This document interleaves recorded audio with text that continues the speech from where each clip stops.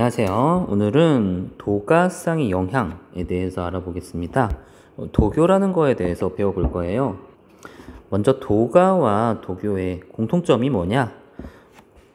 둘 다 우주자연의 근원인 도를 중심으로, 도라고 하는 것은 우주 만물의 근원, 약간 신과 같다, 하나님과 같다, 그걸 중심으로 이론과 실전 방향을 전개했습니다.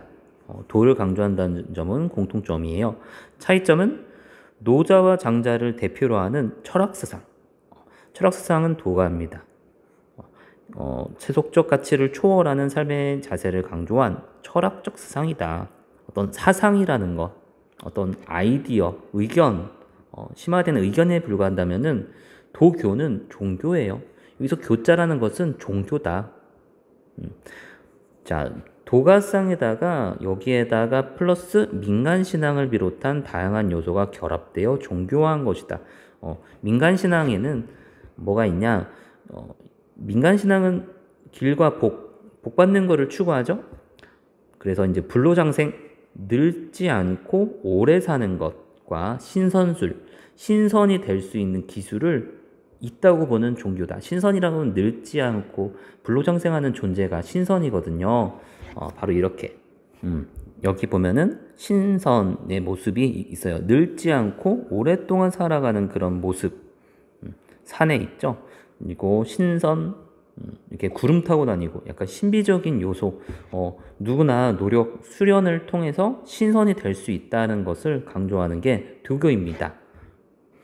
왜냐하면은 민간 종교에서는, 민간 신앙에서는 이렇게 기복적인 요소가 있어요. 기복이라는 것은 복을 바라는 거예요. 기도하고 있죠. 수능 100일 기도를 하고 있는 것입니다. 이게는 불교이지만 불교에도 기복적인 요소가 있다는 겁니다.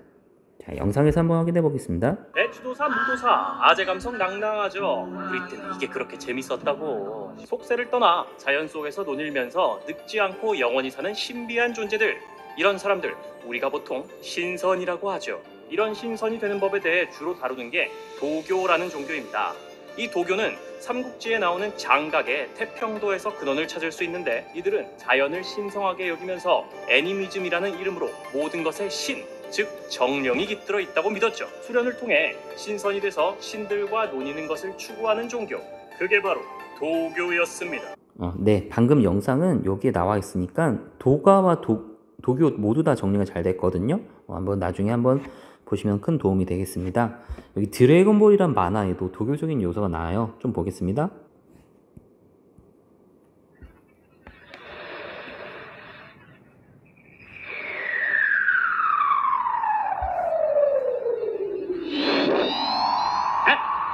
이쪽인가? 구름이 날아왔어.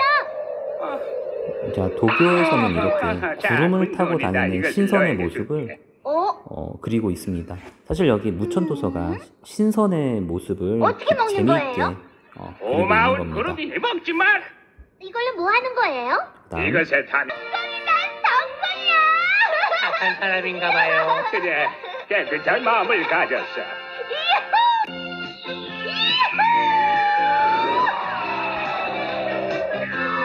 자, 여기서는 뭐 손오공이 타는데 원래 신선이 구름을 타고 다닙니다. 바로 이렇게 신선이 구름을 타고 다닌다. 앞으로 보는 도교에는 신비적인 요소가 담겨 있어서 뭐 기에 대한 얘기도 나오고 공중부양, 막 하늘을 날아다니는 것도 나오고, 그리고 구름 타기, 불로장생, 이런 요소가 도교에 담겨 있다. 어떻게 보면 민간인들의 꿈이죠. 불로장생하는 것. 자, 황로학파. 처음에는 황로학파가 등장합니다. 전한시대. 한나라 앞부분, 한나라의 역사적인 앞부분 전한시대에서는 전설상의 제왕인, 제왕이라는 건 군주를 말해요. 왕. 황제라고 하는 사람이 있어요. 그리고 도가의 창시자인 노자를 숭상하고 무의로서 백성을 다스리는 제왕의 통치술, 왕의 통치술을 주장한다. 자, 여기 보시면은 전설적 임금인 황제와 노자의 앞글자를 따서 황로학파를 황로학을 만들게 되었다.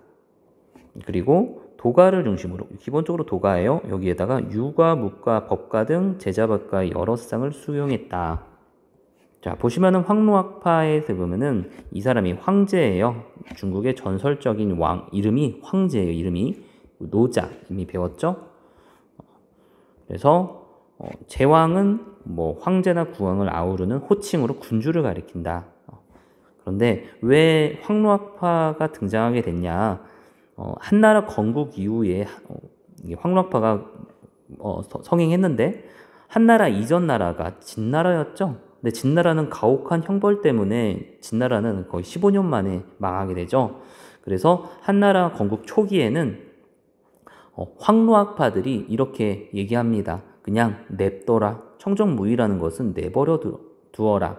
그래서 역대 제왕들이 이 황노학파 사상이 좋다 채택해서 국가를 내버려두는 그런 쪽으로 국가를 다스립니다.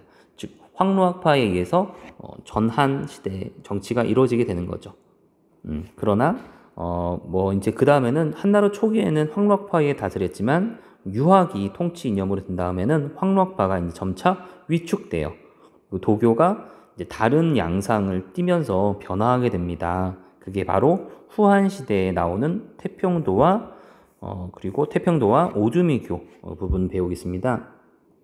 자, 교단 종교, 종교 단체를 만들었어요. 약간 큰 단체를 만들었다. 후한 시대 태평도, 이 태평도라고 하는 것은 큰 평화라고 하는 거야. 태평한 세상을 건설하고자 하여 붙여진 이름이 태평도예요. 천하태평의 이상사회를 현실에 실현시키고자 하였고 죄를 고백하고 굉장히 윤리적인 요소가 있죠. 죄를 고백하고 참여할 것. 너 반성해라. 그래야지 너 오래 살고 불로장생할 수 있다. 이런 걸 얘기합니다. 이제 아래 태평도 얘기가 나와 있는데 좀 볼까요? 사람이 지상에서 선을 행하면 천상에서 그에 응하여 선을 행한다. 사람이 지상에서 악을 행하면 천상에서 그에 응하여 악을 행하니 그 기가 위로 통한다. 그러니까 지상과 천상이 서로 연결되어 있다는 거죠. 오기가 서로 이어져 위아래가 같고 육갑이 서로 속하여 위아래가 같으며 12아들이 위아래로 합하는 것은 서로 통하기 때문이다. 그 아래가 선하면 그 위가 밝고 그 아래가 악하면 그 위가 흉하다. 다 비슷한 내용이에요.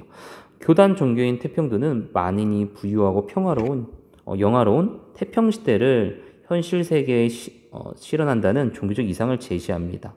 그러려면은 도덕적으로 선행을 해야 돼요. 현실적인 복을 추구하면서 민간을 중심으로 교세를 확장하려고 했다.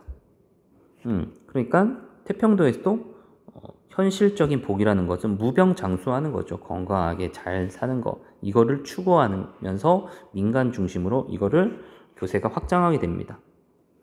자, 태평도 한번 보겠습니다. 그러니까 아까 설명한 거 태평도 후한 말기에 생겨난 최초의 종교적 교단, 종교단체예요. 누가 만들었냐? 이 장각이라는 사람이 만들었습니다. 만들어서 뭐 태평 뭐 이런 거를 경전으로 삼고 병을 치료해줘. 건강하게 잘 살 수 있다.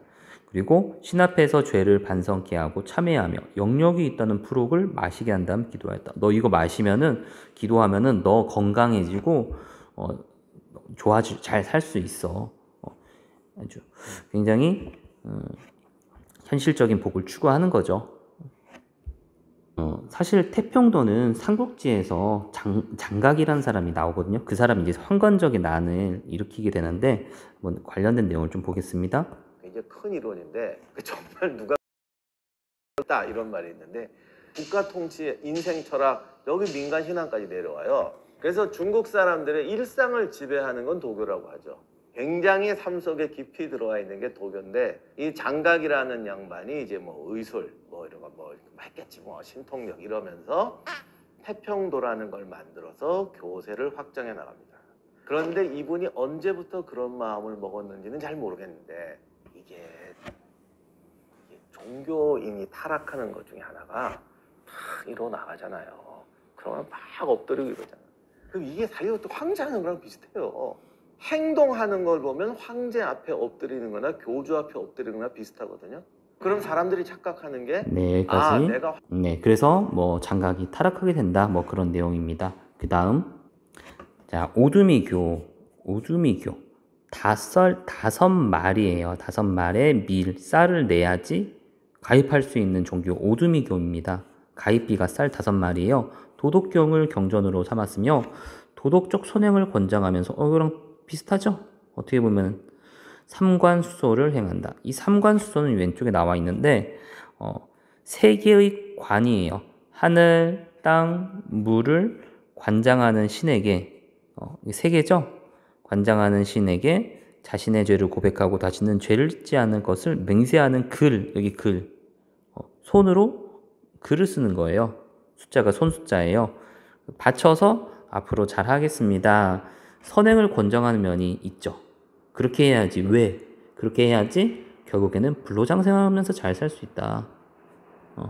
너 건강하고 행복하게 잘 살 수 있다. 이런 얘기를 하는 겁니다. 그래서 아까 말한 도교적 요소에는 꼭 이런 게 인간에 바라는 점이 항상 들어갑니다.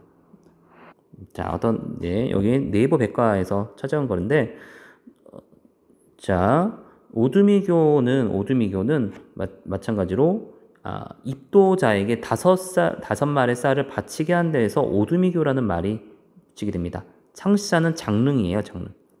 그래서 노자를 추앙하는 거죠. 근데 궁극적으로 민간인이 좋아하는 거를 해요. 영혼을 정화함으로써 병을 치료하고 영혼 불사의 신선이 될 수 있다고 가르쳤다. 맨 처음에 도교의 특징, 신선에 대한 얘기가 나옵니다. 종교적 구원을 제시했다. 그래서 죄를 고백하면은 질병에서 벗어날 수 있다. 그러니까 착한 일을 많이 해라. 그래야 너 행복할 수 있다. 뭐 이런 얘기가 하고 있는 겁니다. 자, 그 다음에 현학. 이 현이라는 건 검을 현이거든요. 검다는 것은 굉장히 심오하다라는 뜻을 갖고 있어요. 심오한 것을 배우고 있는 학문. 위진시대. 노장사상을 철학적으로 계승하면서 청담사상을 제시한다. 청담이라는 것은 맑은 대화예요. 맑은 대화. 여기 맑은 대화가 뭐냐면은 아주 여기 보면은 중림칠연이라는 말이 있는데 중림 대나무 숲에 있는 7명의 현자들이 어지러운 정치와 세속의 등에 눌리고 자연에 묻혀 예술과 철학에 대한 대화. 이게 이제 청담이에요. 청담. 아주 이상적이고 고결한 얘기, 이런 거를 나눴다는 중림칠연이 있습니다. 청담을 통해 인간의 고정관념을 초월한 무의 세계를 진실한 세계로 보면서 정신적 자유를 추구한다. 아주 무를 추구해요. 아주 인간의 현실 세계는 아주 복잡다단한데 그것보다 이상적인 게 바로 무예요. 없음의 세계. 자연이라는 것이 노자에 의하면 무위잖아요. 무위. 함이 없잖아요. 그때 무가 정말 진실한 것이라고 주장을 하고 있는 겁니다. 자, 그래서 중림칠연, 방금 말했다시피 형이사학적이고 예술적인. 형이상이라고 하는 것은 좀 고결하게 이상적인 걸 말하는 거예요. 그야말로 눈으로 보이지 않는 진리, 도. 굉장히 얼마나 심오합니까? 도를 아십니까? 뭐 이런 것들 세속적이지 않죠? 이거를 중시하던 사람이 중림칠연이다. 중림칠연 그림으로 보면은 이렇게 나와 있어요. 7명이 현자들이 예술이 뭐고 철학이 어떻고 이렇게 이상적인 걸 추구한 이 사람들을 현학이라고 합니다. 자, 그 다음에 도교상의 특징을 보겠습니다. 도교는 생명을 중시해요. 생명이라는 것은 건강하게 오래 사는 것, 이걸 중시하겠다는 겁니다. 불로장생, 늙지 않고 오랫동안 사는 거예요. 그런 사람이 바로 신선이에요. 신선. 아까 봤죠? 이게 이제 사람이 산에 있는 거죠. 신선이라는 것은 산에 있다는 사람이라는 뜻을 갖고 있습니다. 이를 위해서 신선이 되려면 외단이라고 하는 건 바깥에서 먹는 거예요. 외단. 이게 이제 일종의 에너지거든요. 에너지. 여러분, 단이라는 것은 보통 아랫배 쪽을 얘기합니다. 단전이라고 하죠. 단전. 먹어서 외단, 단전, 에너지를 확보하면은 하는 것과 내단, 스스로 뭘 외부에 섭취하는 것이 아니라 보통 호흡을 통해 스스로 에너지를 기르는 것. 그런 방법이 있어요. 먹어서 아니면 스스로. 그걸 통해서 양생. 양이라고 하는 것은 기를 양이거든요. 기를 양. 생명을 기르는다는 거야. 여기 보면은 건강을 증진하고 수명을 연장하는 걸 말한다. 양생. 그래서 이것이 나중에 의학, 건강하게 사는 의학, 치료에도 연관이 된다. 자, 그리고 도교는 이상사회 방향을 제시합니다. 종교적 구원. 구원이라는 말이 힘듦에서 벗어날 수 있다는 걸 말합니다. 도움받는 거죠. 핍박받은 백성들을 위로하고, 도교의 백성들이 굉장히 힘든 상황에서 항상 도교가 유행하게 됩니다. 지배계급을 비판하면서 이상적인 사회를 제시하고자 합니다. 예술정신, 자연스럽고 소박한 아름다움인 천진, 소박한 천진과 소박 등을 중시하거나 소요요 같은 이상적인 경지에 대한 동경을 담은 예술이 나타난다. 그래서 위즈닝 시대 이후 동양이 예술 발전에 큰 영향을 미친다. 예를 들어볼까요? 자, 이렇게 이상적인 삶의 모습, 자연과 하나 되어서 편안하게 거닐며 놀고 있죠. 이게 예술 보면은 여백이 있잖아요. 없잖아요. 이게 바로 나타나는 게 도의 본래의 모습이에요. 도는 원래 무라는 거야. 이게 검죠? 이 검을현, 이것도 도교에서 강조하는 색깔입니다. 이게 약간 우주의 본질적인 모습을 가리키는 색이 이 검은색과 그리고 흰색, 이런 이 두 가지 색으로 그림을 그리는데 유행을 하게 됩니다. 자, 참고로 도교 사상이 우리 어떤 애니메이션이나 이런 영상에 어떻게 영향이 있는지 한번 보여드릴게요. 인간의 육체인 미지의 힘이 숨겨져 있다. 단련시키면 시킬수록 무한한 힘을 발휘하는 것이다. 빛의 전사! 자, 여기다 보면 어떻게 보면 도교의 요소가 있는 거죠. 이렇게 기를 모아가지고. 이 선생님 어렸을 때 여기 다 기예요. 기라는 개념입니다. 이 내단이죠. 내단. 먹으면 외단이고.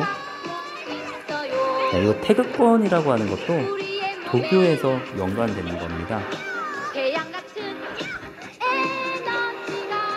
이것도 태극권이에요. 중국에.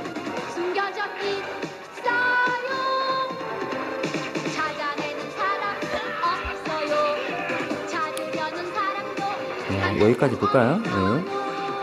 자, 방금 봤다시피 이 기라는 개념이 양생, 건강하고 오래 사는데 기를 많이 단련시켜야지, 많이 내 몸에 쌓아야지, 여기 아랫배에 쌓아야지 수명이 연장되고 행복하게 살 수 있다. 불로장생할 수 있다. 자, 그리고 자, 영상 보겠습니다.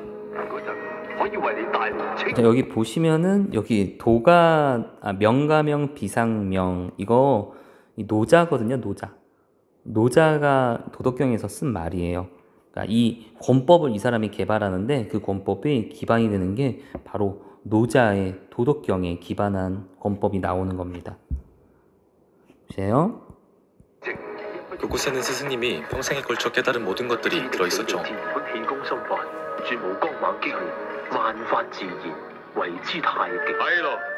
그렇게 식사도 하고 점차 마음을 다잡아가는 군보. 움직이는 오토기를 보고 그는 무언가를 생각해내기 시작합니다.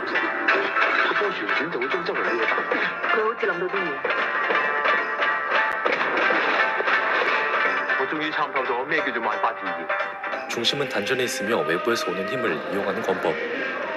그렇게 그는 수련에 매진하게 됩니다.